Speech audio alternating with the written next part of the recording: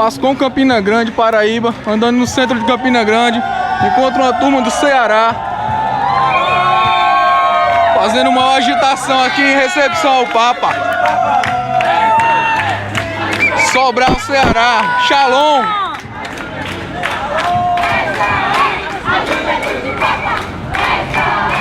E eles gritam pela rua: esta é a juventude do Papa, a juventude que procura santidade, que clama a Deus.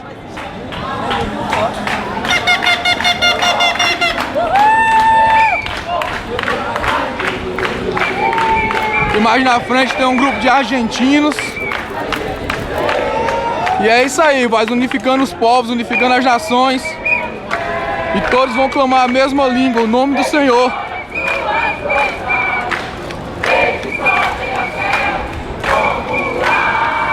Muito bonito de ver a mobilização.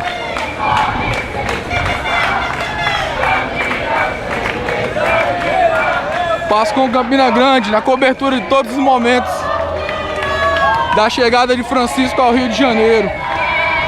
Nesse momento todos estão se dirigindo ao mesmo local, onde Francisco vai passar em alguns minutos. E eles cantam animadamente. Pessoal de Sobral, Ceará, da comunidade Shalom.